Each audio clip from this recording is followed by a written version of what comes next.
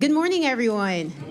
Perfect. Thank you all so much for coming down to the City of Pittsburgh. My name's Alexis Walker, and I serve as a prosperity manager for the City of Pittsburgh, and I work in the mayor's office. Today, we're going to have a really exciting and engaging day to learn about what a comprehensive plan is, but really more so to get your input and to hear how you all can help shape this plan that so many people are working hard to achieve. Before we get started with our official presentation, we want to take a few minutes to just really ground you all in the work that we're going to be doing today, and we have a short video that we will be playing. Just for a little situational awareness, if you guys need to use the restrooms, we do have them over here. We'll explain a little bit more about our rotation for the day throughout the presentation, but for right now, while you're in here, if you need to go to the restroom, please just go over there, and then whenever you're done, we must take all of the trash and put it in the trash cans either in the back of the room or in the hallway. Anyone have any questions before we officially begin? No. All righty, I'm going to pass it over to Austin.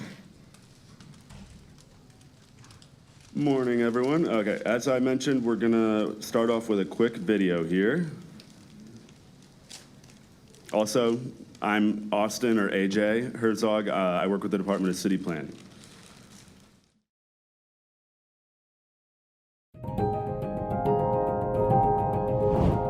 What I dream of for Pittsburgh is a future that is as exciting and world historic as our past. My dream for Pittsburgh is for us to fully realize our potential. We talk a lot about, being this great city to live, one of the greatest cities to live in, but we know that that's not necessarily the truth for everybody. And so really my dream is that Pittsburgh can truly fulfill and live out that promise to truly make it the most livable city for everybody. A dream that I have for Pittsburgh is for this city to be able to be one of the healthiest cities in the country. And what I mean by health is not just physical health. I mean mental health, I mean spiritual health, I mean financial health. My dream is for everyone in the city to have the opportunity to thrive. Pittsburgh has been historically a city of immigrants, and I think the city has continued to welcome immigrants. I think my dream will be to do it in a more systematic way with programs to really help people, to make them welcome. This region needs diversity, needs more people, population. People talk about population declining in surrounding cities, not very far from Pittsburgh.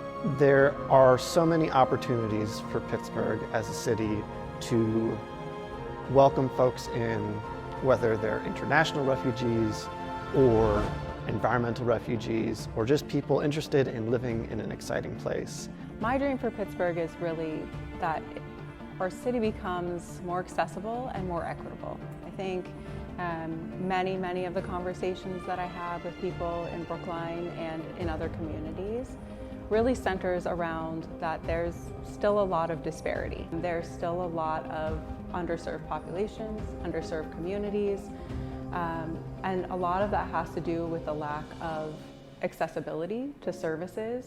Resources to health education, resources to education, resources to food disparities, because there's community with food disparities. So if we can come up with a solution to bring grocery stores in our marginalized communities, that would be great. For someone like myself, who I feel like I do enjoy living in Pittsburgh, but it takes away from it a little bit when some of your neighbors, they're not experiencing some of those same things, right?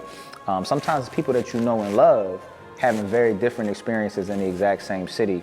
And so I think that's really my dream for Pittsburgh. We got a lot of great stuff happening already, a lot of great people, but how do we, again, make that accessible for everyone? Everybody knows that Pittsburgh's had a declining population for many decades now, okay? Used to be, Pittsburgh had a population of 650,000. I want to get more people moving back into the city. As executive director of the CDC, one of the things we do is we worry about development, okay? We want to see more houses in Mount Washington, okay? That's the dream, to make, we're never going to be back to 650,000 or whatever it was during the height of the steel industry in the 40s or the 50s, but boy, I'd like to see it get back to maybe 400,000.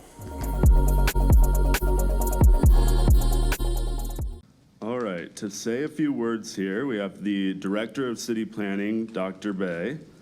I'll hand it over to him.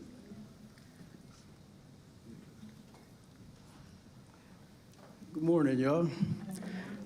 I'm Jamil Bay. I'm the Director of City Planning. I grew up in Pittsburgh. Been here most of my life. I grew up in Beltsuver. Went to Peabody and East Liberty, and have been here. My son grew up here, and I've been working with young people for a long time. I was a former high school teacher, and one of the things that I always struggled with in working with young people, talking to people, and when you think, what's your neighborhood like? What's your city like? And for so many of us, the hope was to get out. Like, that success is to get out of Beltsuver, get out of Homewood. That's nonsense. Our hope has to be that we want to grow up. I want my son to grow up. I want my grandkids to grow up in a neighborhood where they feel safe, where they feel like they can see themselves continuing to grow, where they feel like, hey, my grandma's safe here. It's okay for her to walk up and down the street. There's a nice playground that we can get to. And we can't do that without input from you. And so what this comprehensive planning process is that the mayor has kicked us off on is a plan for us to think about what's Pittsburgh going to be like in 2050.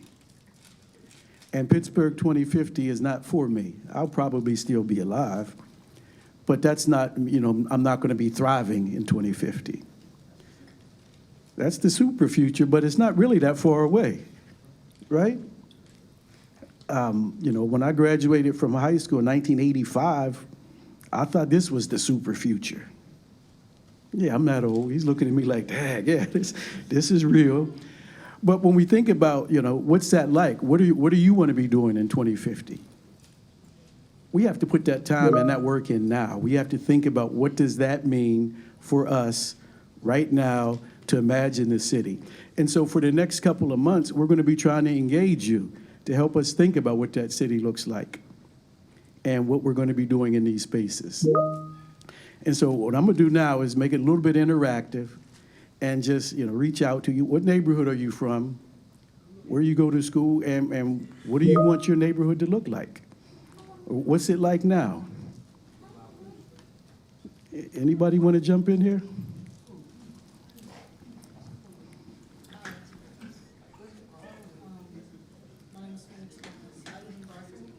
Do we need mics for these people? Do we have mics? It would be best if you took them to the podium. Yeah, come on up, Phoenix. And we don't want to make you, put you on the spot too much, but this is recorded, and we want to hear from you. Phoenix? Good morning. My name is Phoenix Thomas. I live in Garfield. I go to the Garfield Jubilee Association. Garfield, it's a place of growth. It's a place that needs much more stability than it has. We're situated off of Penn Avenue and all the businesses are there, but I feel like Garfield is facing a lot of gentrification as well as a lack of care for the buildings and houses so people can continue to live in Garfield.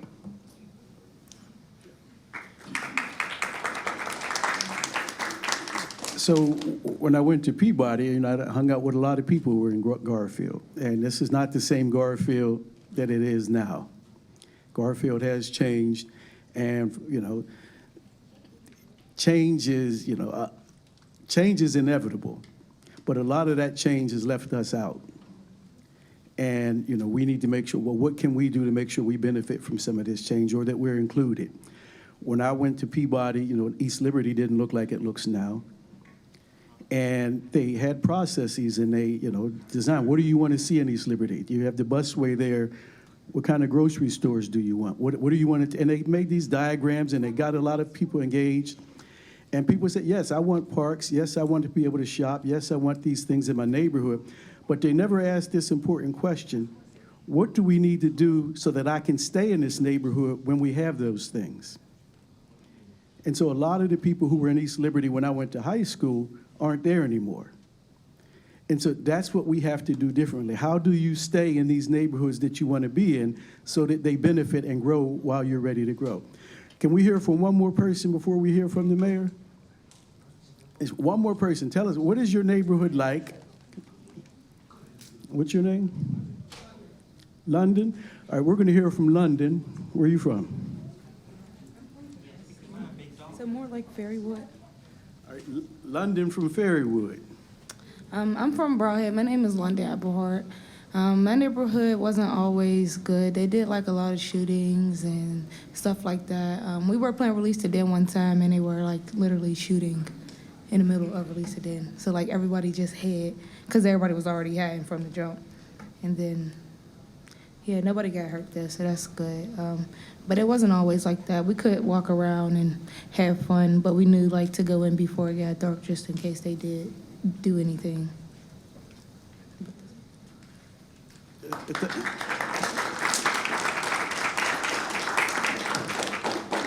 Thank you for sharing that, London.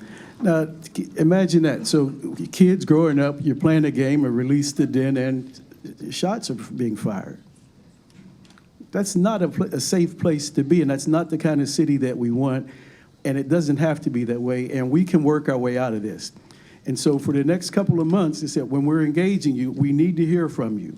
This is not the time to sit on your hands and be silent. We need to hear about the kind of neighborhoods that, what are you struggling with? What do you want to see? What are the bright spots in your neighborhood? And how can we lift those things up so that you can stay in the city and we can grow? I think we're ready for our next speaker. I don't know if this man needs an introduction, but apparently I'm not authorized to introduce him. Alexis is going to take care of that. All right, thank you, y'all. Thank you so much, Dr. Bay. Now we will be joined by Mayor Ed Gainey.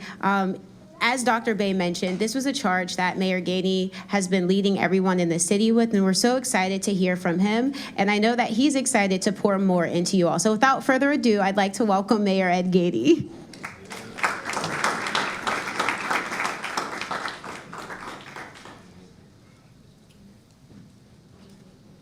Hey, good morning, everybody. Before I begin, I wanted Dr. Bay to come up with me because, this comp plan is really about you. And I'll get into why it's so much about you in a minute, but I wanted Dr. Bay to come up because I wanted somebody that was going to run a comp plan that came from a neighborhood that had been disinvested in, underinvested in, underappreciated. And 9 out of 10, when you coming from neighborhoods like that in this city, majority of the time, 80% of the time, they come from communities of African-American descent. And a lot of times throughout the history, we have not invested in African-American communities the way we need to. We just haven't. We don't do it like they do in Baltimore or DC or Cleveland.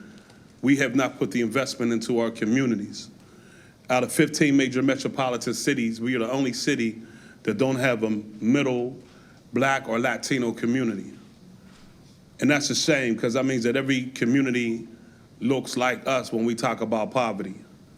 And so getting Dr. Bay to become the executive director of our planning was important because he comes from Bellsuva. He comes from a community that has been impacted by some of the disinvestment and underappreciated things that have happened in this city. And I believe, like anything else, that the only way you can improve the city is if you get the people that can heal the city to come from that community that's been poisoned by the system. And he's definitely one of those people that have been in the system and understand it. And he's way more intelligent than I am. That's why he's a doctor and I'm not. And I just wanted to make sure that I express my appreciation for him right now, because this is going to be a journey leading such a plan that we have. And I would need someone at the helm that understands social justice, civil justice, and environmental justice, and every other justice we can think of.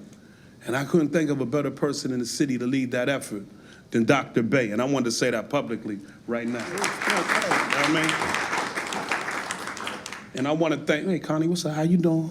All right. And I want to just say thank you for being here today and thank you for participating. Now, I'm going to be honest, because I've been y'all's age. To some of y'all, this is just something that you're doing. Like, oh, I got to go through this. They making me come down here and go through this. But I just want to say thank you. Because if we're going to improve the overall quality of this city, it's not going to be because of me, it's going to be because of you. It's going to be because we come together to continue to talk about the resources that we need in our community, the investments that we need in our community. Because the more we put in our community, the more safe we make our community, the more welcoming we make our community, and the more we thrive. We should never live in a city that don't have a middle-class black or brown neighborhood. That's just like injustice at its highest form. And if we're going to have any chance to improve the overall quality of health in this city, it's because you, the next leaders, are in the room. And some of y'all might say, man, I'm 16, 17, 18, 19. How you going to call me a leader? I'm going to tell you how I'm going to call you a leader. Because when I sat in the same chairs you sitting in and they called me a leader, that's what I said to myself.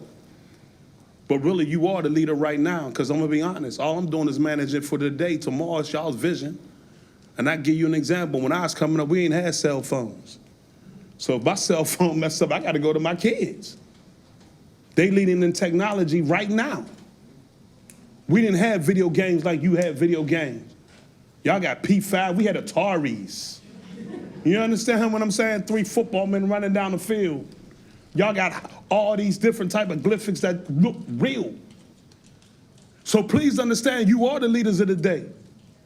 Because if you don't see where the economy is going, you won't be able to plug into how you benefit. So you need to see yourself as the leader of today.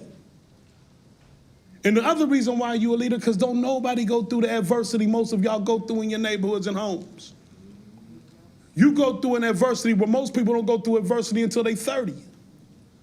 You going through it right now, I know, because I've been there. I come from a single mom, I understand it. But that's why I'm glad you're here and I'm thankful for you. Because if we're going to have the power, it takes 20 years to develop something, really.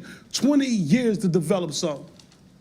And that's why I always tell people, when you turn 21, it don't make you a man or a woman, so stop it. 21 make you an adult, but it don't make you a man or a woman. You become a man or a woman when you can take care of yourself self-sufficiently. And the reason why that's important, because a lot of people grow old, but they don't grow up. They be 40 years old still doing the same thing they did when they was 20. They're not men or women, they're just adults. I don't want you to be just adults. I want you to be men and women, taking care of your family, raising a family. And this comp plan gives us the opportunity to create a city that engages everybody, that makes everybody feel seen, that makes everybody feel wanted. And we can't do that if we don't have your voice. I told them when we started this process, your voice is the most important voice in the world. I got most of my team is under the age of 30. You know why I got young people? Because I'm 55. How can I see the future through my eyes and I'm getting ready to retire? It's your eyes I see the future from. So you'll tell me what the future looks like. That is the leader. So when they tell you you're a leader right now, I didn't just come to talk that rhetoric to you. I gave you an examples of why you are. The only question you got to ask yourself now is if you see it in yourself. Some will see now, some will plant the seed, and somebody will water it later. But if you don't see yourself as a leader, then you'll only be a lifetime follower.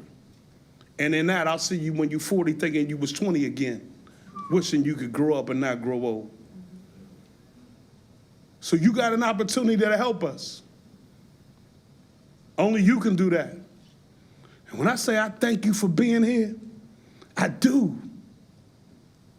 I know what y'all can do.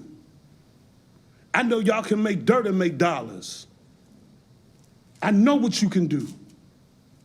Help us make this a city for all. Thank you.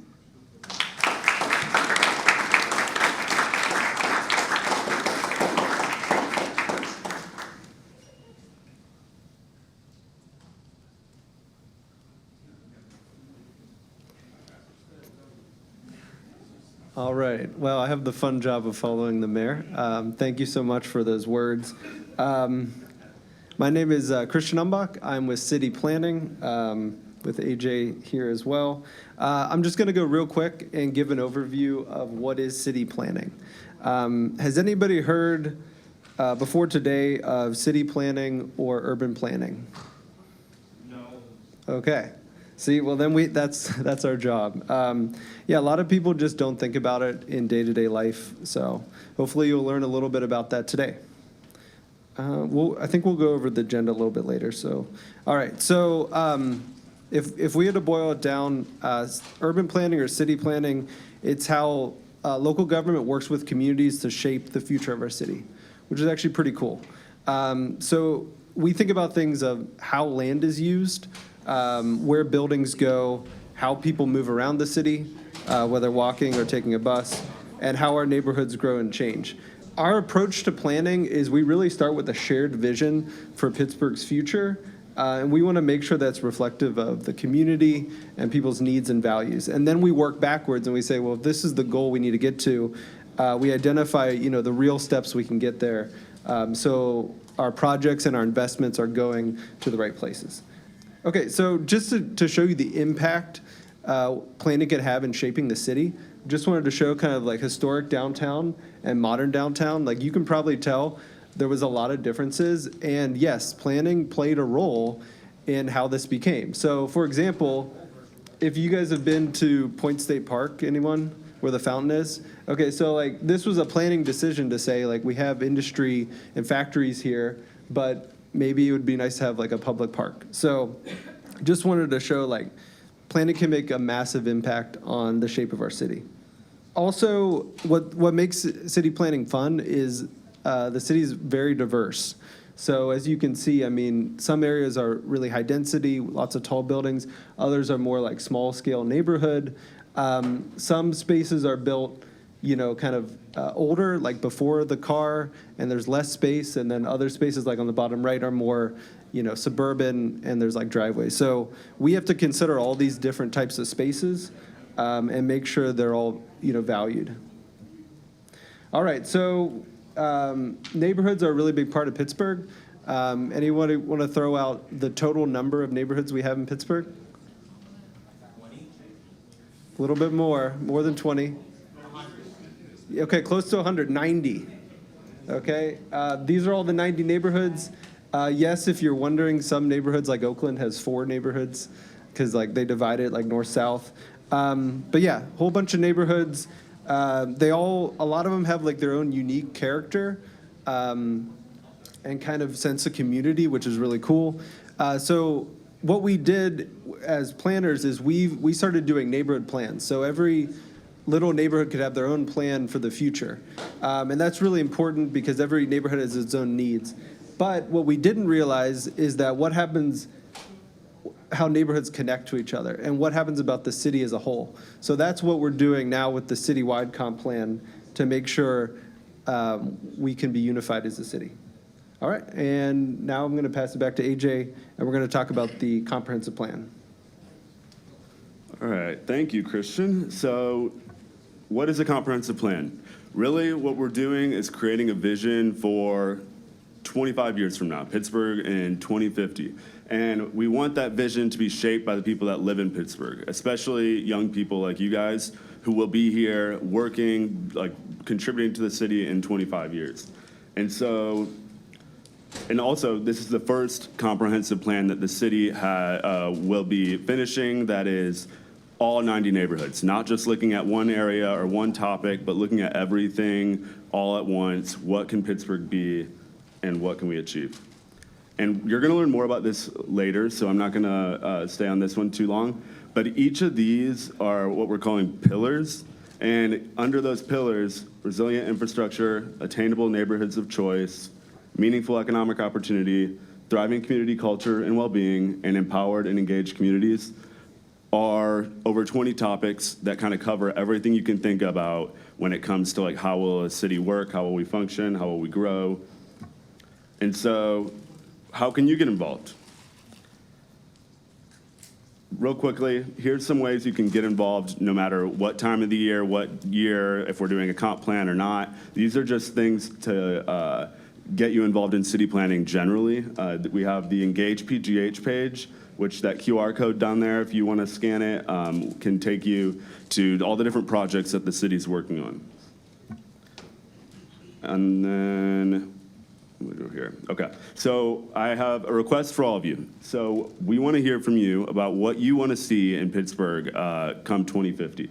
And so if you can scan that QR code in the bottom, and if you don't have a phone on you right now, just raise your hand and I can get you a paper copy, or we can.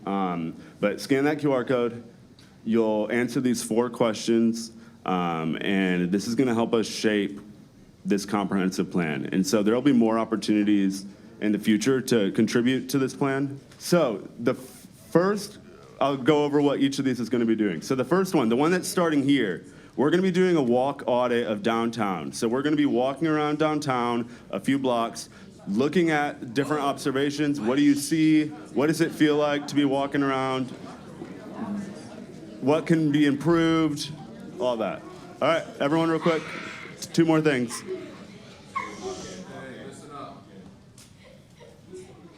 Okay, and then the group that's meeting in the portico, the youth guidance, the first session, that's the comp plan gallery.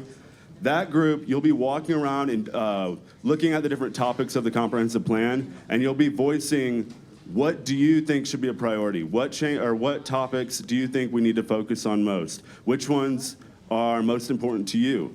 And so that'll be that group. And then the city department fair is inside the lobby of the city county building. For that breakout session, you'll be just walking around, talking to different departments, asking them what they do, and learning more about the day-to-day of each of these different departments. Because the city is not just the city, there's all these different departments that work under the city government. Okay, so before we break out from here, again, CEA, you'll stay here and we'll move from here, but everyone else will head to the city county building. Are there any last questions? It looks like maybe. Yep, okay, no questions? Go for it. Thank you all.